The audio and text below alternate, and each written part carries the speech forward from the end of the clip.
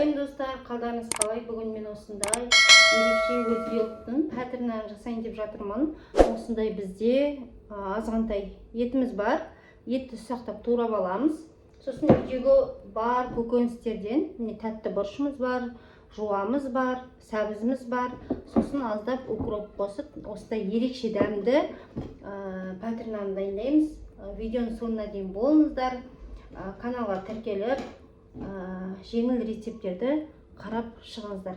Енді біз осы етімізді көп керек емес жуып алдық. Енді осыны ұсақтап, жіңішкелеп турап аламыз, кубиктап. Егер де сіздерде ет болмаса, жаңағы іш майдан да істеуге болады, достар. Осылай жұп-жұқа қылтып турап аламыз. Түсінікті деп ойлаймын. Қазір мына жерлерін, шандыр жерлерін алып тастайын. Міне, осылай кішкентай қылтып турап аламыз. Достар, мен етімді осылай ұсақтап турап алдым. Енді келесі кезекте біз сәбізімізді ұсақтап турап аламыз. Дәл етімізді қалай турадық, солай.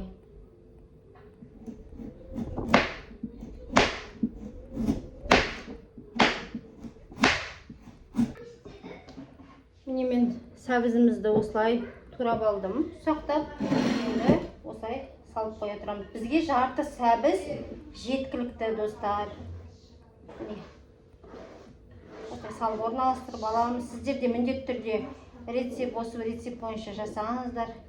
Дәмді керемет шығады. Міне осылай салып алдық. Ұсақтап турап аламыз. Мен осылай жуамызды да турап алдым.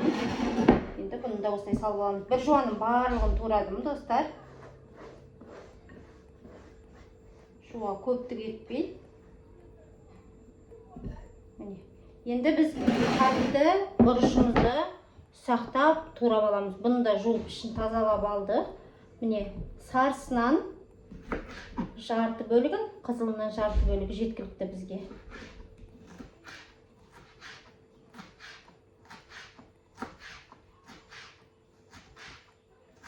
Бұл да енді түсінікті, дәл осылай ұсақтап турау керек.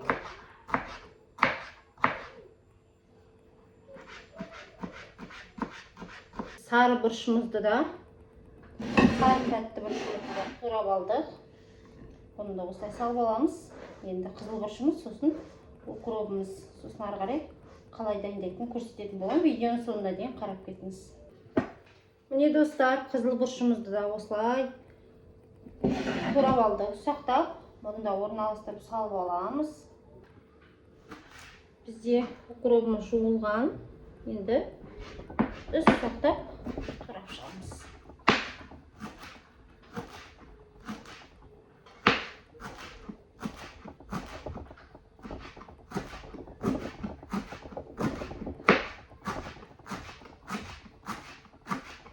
Кептірілген укроп болса да болады, енді өз қалауларыңыз бойынша жасай бересіздер.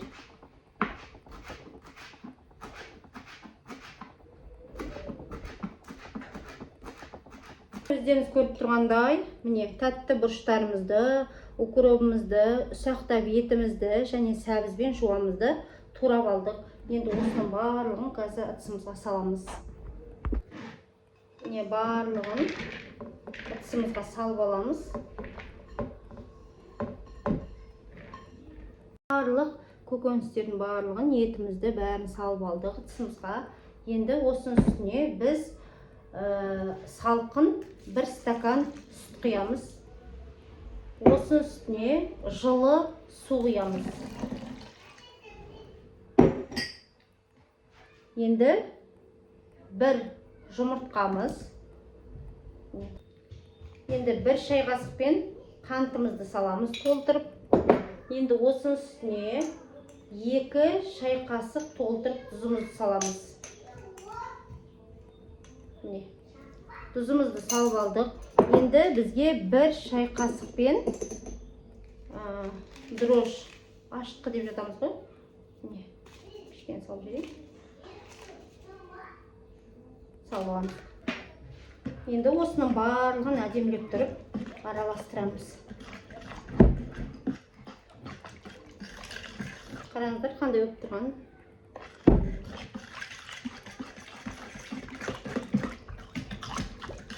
Әдемілеп араластырып аламыз. Енді електен өткізілген бізде ұнымыз дайын тұр. Сол ұнымызды, яғни сұйықтығымыз сіңіргенше қамырымызды дайындайтын боламыз.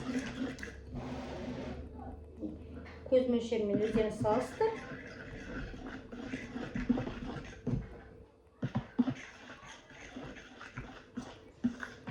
Қазір кішкене қоюландырып алайық, содан кейін қолымызбен нанымызды, қамырымызды дайындайтын боламыз.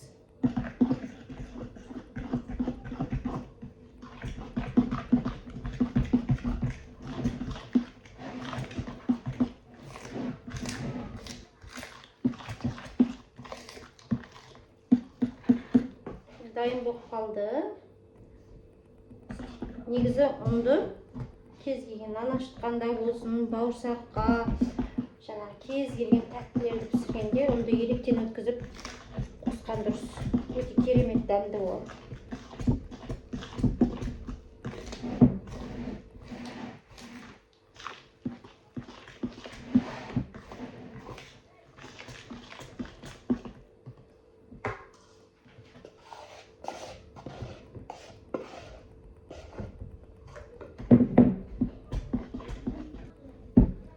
Өте керемет күшті болып тұр. Сіздер де үйде міндетті түрде жасап көріңіздер. Шымай қосып жасаңыздар, піскен еттен қосып жасаңыздар. Шұжық дейміз ғой, колбаса дейміз, колбасадан қосып жасай берсеңіз де болады. Қазір ашытып болғаннан кейін көрсететін боламыз сіздерге. Қамырымыз дайын болып қалды. Енді аздап сұйытмай қоямыз. Кішкене ғана. Енді ашығаны күтеміз, қазір бетін жауып қоямыз. Міне осылай қамырымыз болып қалды. Әдемі болып тұр. Иісі деген кәдімгідей бұрқырап тұр.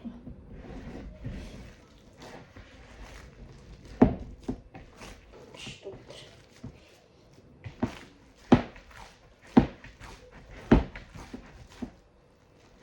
Бәрі бар ғой мына ішінде, қараңыздар.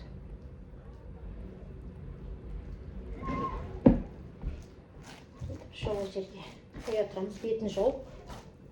Көтерілгенін күтеміз. Міне осылай болып тұр. Достар, міне манағы біздің қамырымыз осылай көтеріліп, міне жұмсақ әдемі болып тұр екен. Енді қазір біз табамызға салып пісіріп алатын боламыз. Енді менде бауырсақтан қалған осылай тоңмай мен сұйықмай араласқан майымыз бар. Осыны аздап жағып жібереміз түбіне. Жақпасаңыздар да болады, енді мен жағып жатырмын, бірақ үйде нан пісіргенде үйге көбінесе осылай табамыздың астына жағып жіберемін. Артық болмайды. Бір жағы жабыспайды. Міне осылай жағып алды. Енді міне осылай. Енді қазір майымызды қоя тұрайық. Бірінші ұнымызды сеуіп алайық.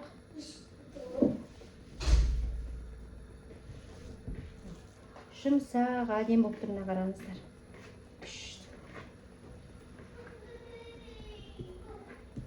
Жұмсақ болып тұрғанына қараңыздар. Енді осыны ұнымызбен көтерілгеннен өте жұмсақ болып тұр. Қазір осылай кішкене басып жүрейік. Ашып тұрған нандар болады ғой, бауырсаққа сол сияқты болып тұр ғой. Мұнысты бүйтіп кішкене араластырып алайық, жабыспасын.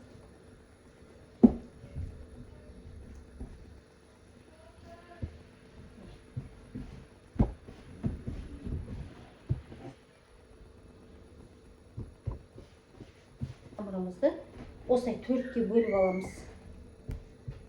Күшті болып тұр. Ортасын қараңыздар. Күшті болып тұр.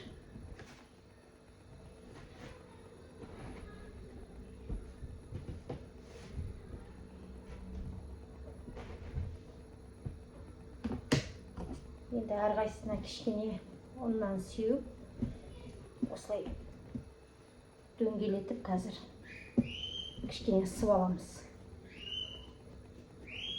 Біздің бала жақта шыңғырып шуылып алатыр. Мән бермессіздер. Бала болғаннан кейін шулайды. Кедергі жасайды деп ана бөлмеге жібердік. Видео түсіретін кезде. Қараңыздар. Күшті қазір жолдасым жұмыстан келгенде как раз әдемі тамақпен бірге жеуге. Қызым, есік аша ғой.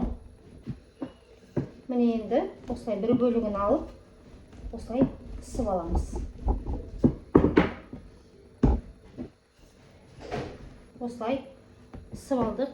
Енді табамызға орналастырамыз.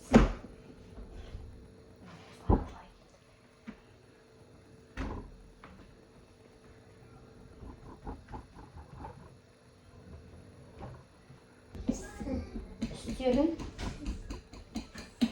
вилкамен, шаншқымен осылай басып кесіп жібереміз.